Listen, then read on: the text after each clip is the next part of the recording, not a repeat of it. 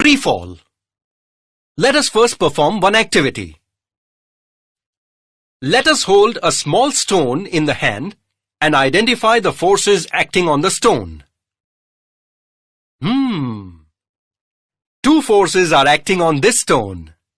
The Earth's gravitational force acting on the stone and the force applied by us to hold the stone are the two equal forces which are acting in the opposite direction. Come, let us now release the stone. What do we observe? As soon as we release the stone, it falls down due to the Earth's gravitational force. We know that the force of gravity due to the Earth acts on each and every object. When the stone was held in the hand, even at that time the stone was experiencing this force, but it was balanced by a force applied by us on it in the opposite direction. Consequently, the stone remained at rest. Once we release the stone is acted upon by the force of gravity alone, due to which it falls down. Whenever an object moves under the influence of the force of gravity alone, it is said to be falling freely. Here, the released stone is in a free fall. In free fall, the initial velocity is zero and it goes on increasing due to acceleration due to gravity. During a free fall, frictional force due to air resists the motion of the object and a buoyant force also acts on it. Thus, in true sense, a free fall is not possible in the presence of air. It is possible only in vacuum. For a freely falling object, the velocity on reaching the Earth and the time taken for it by a freely falling object can be calculated using Newton's equations of motion. For free fall, the acceleration is g and the initial velocity u is 0. Thus, the modified equations of motion for freely falling bodies are 1. V is equal to gt. 2. S is equal to 1 upon 2 gt square. 3. V square is equal to 2 gs. Here, V is equal to final velocity, G is equal to acceleration, T is equal to time, and S is equal to distance covered in time t. While studying the motion of an object thrown vertically upwards, G is taken to be minus G. It is because, in this case, acceleration is in a direction opposite to the velocity. The magnitude of g is the same, but the velocity of the object decreases because of this acceleration. The moon and artificial satellites are moving only under the influence of the gravitational field of the Earth. Thus, they are in free fall. Do you know? As per Newton's universal law of gravitation, Earth's gravitational force is higher on an object of larger mass. But the object with larger mass does not fall down with higher velocity as compared to an object with lower mass. It is because the value of g is the same for all objects at a given place on the Earth. Therefore, any two objects when dropped from the same height fall freely and will reach gravitational potential energy. In the previous grade, we have studied that the energy stored in an object because of its position or state is called potential energy. Potential energy is relative. Potential energy of an object increases as its distance from the surface of the Earth increases. We had assumed that the gravitational potential energy of an object of mass m at a height h from the surface of the Earth is mgh, and it is 0 on the surface of the Earth. We already know that the acceleration due to gravity changes with the height. Gravitational potential energy of the object changes with change in acceleration due to gravity. Come, let us know about it. When the value of h is very small as compared to the radius of the earth, capital R, then the value of small g is assumed to be constant. In such a case, the gravitational potential energy can be calculated using the formula. Gravitational potential energy is equal to mgh. But for larger values of h, the value of small g decreases with increase in h. If an object is at infinite distance from the earth, then the value of small g is 0. Also, in such case, gravitational force of the earth does not act on the object. It is therefore more appropriate to assume the value of gravitational potential energy to be 0 there. Thus, at smaller distances or heights, the gravitational potential energy is less than 0. That is, it is negative. When an object is at a height h from Earth's surface, its gravitational potential energy is equal to minus of capital G into capital M into small m upon capital R plus h. Here, capital M and capital R represent Earth's mass and its radius respectively.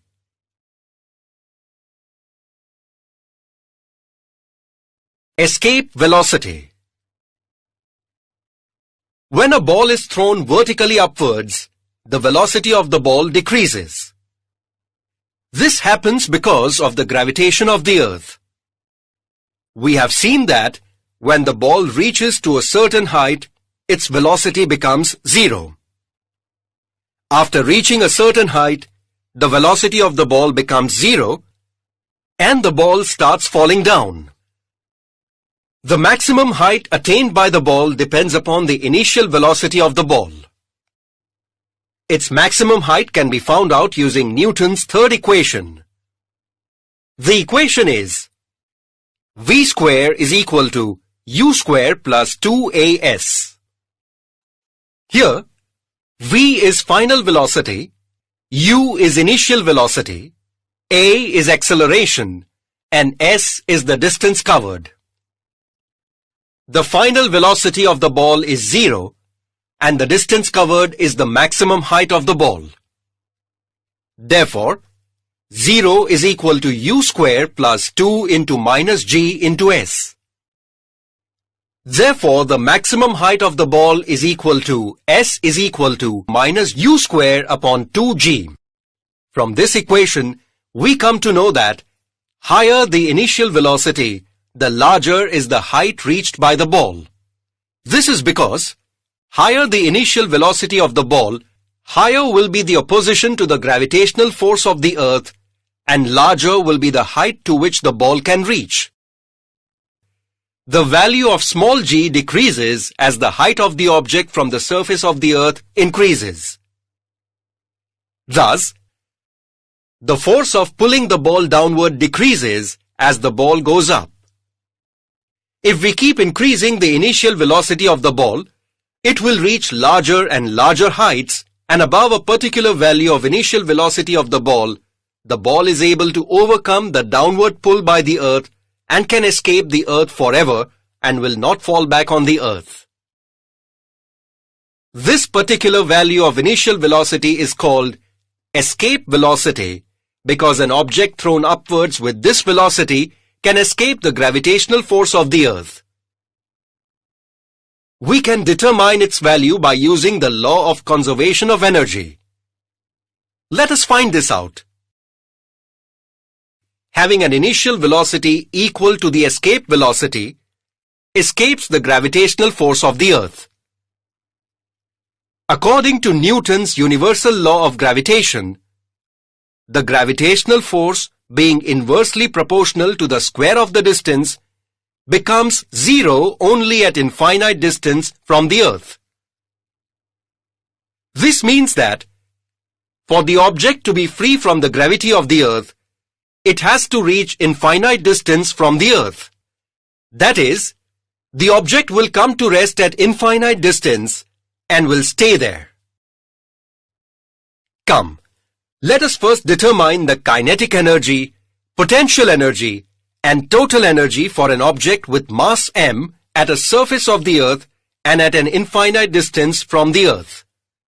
The kinetic energy of an object on the surface of the Earth is 1 upon 2 into m into v escape square.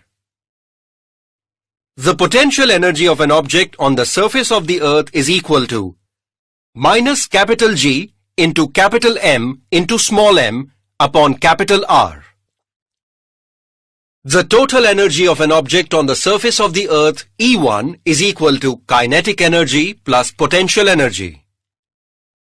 Thus, E1 is equal to 1 upon 2 into m multiplied by v escape square minus capital G into capital M into small m upon capital R.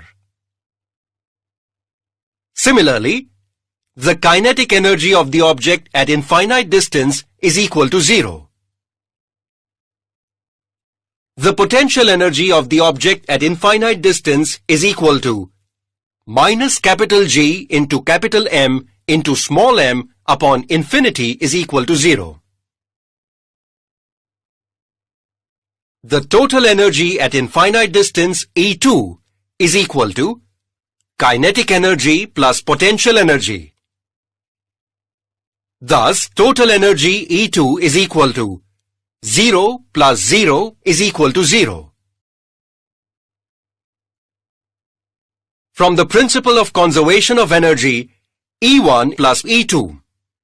Therefore, 1 upon 2 into small m into v escape square minus capital G into capital M into small m upon capital R is equal to 0. Therefore, v escape square is equal to 2 into capital G into capital M upon capital R. Thus, v escape is equal to root of 2 into capital G into capital M upon capital R. Let us multiply and divide the above equation by capital R. Thus, v escape is equal to root of 2 into capital G into capital M divided by capital R into capital R upon capital R. Let us rearrange the equation. Let us substitute capital G into capital M upon capital R square equals to small g in the above equation. Thus, v escape is equal to root of 2 into small g into capital R. Now let us substitute the value of gravitational acceleration and the radius of the Earth. V escape equals to root of 2 into 9.8 into 6.4 into 10 raised to 6. Thus, V escape is equal to 11,200 meters per second, which is equal to 11.2 kilometers per second. The spacecrafts which are sent on the moon or other planets have to have an initial velocity larger than the escape velocity so that they can overcome the Earth's gravitational attraction and can travel to these objects. Do you know? Weightlessness in space. Space travelers, as well as objects in the spacecraft, appear to be floating. Do you know why does this happen? Come, let us know about it. Though the spacecraft is at a height from the surface of the Earth, the value of acceleration due to gravity is not zero. In the space station, the value of small g is only 11% less than its value on the surface of the Earth. This tells us that the height of a spacecraft is not the reason for their weightlessness. Their weightlessness is because the space travelers and spacecraft are in the state of free fall. Though the spacecraft is not falling on the Earth because of its velocity along the orbit, the only force acting on it is the gravitational force of the Earth. Therefore, it is said to be in the state of free fall.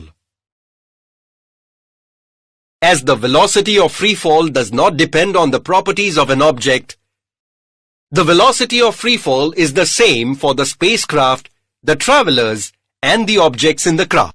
Thus, if a traveler releases an object from her hand, it will remain stationary with respect to her and will appear to be weightless. Come, let us now solve some numerical problems. Set 5. Example 1. Calculate the escape velocity on the surface of the moon given the mass and radius of the moon to be 7.34 into 10 raised to 22 kilograms and 1.74 into 10 raised to 6 meters respectively. Here's the answer. Let us first note down the given information. Mass of the moon, capital M, is equal to 7.34 into 10 raised to 22 kilograms. Radius of the moon, capital R, is equal to 1.74 into 10 raised to 6 meters. Universal gravitational constant, capital G, is equal to 6.67 into 10 raised to minus 11 Newton meter square per kilogram square. The escape velocity on the surface of the moon, V escape, is equal to root of 2 into capital G into capital M upon capital R. Substituting the given values in the above equation, we get V escape is equal to square root 2 into 6.67 into 10 raised to minus 11 into 7.34 into 10 raised to 22 upon 1.74 into 10 raised to 6. Therefore, V escape is equal to 2372.2 meter per second, which is equal to 2.372 kilometer per second. The escape velocity on the moon is equal to 2.372 kilometer per second.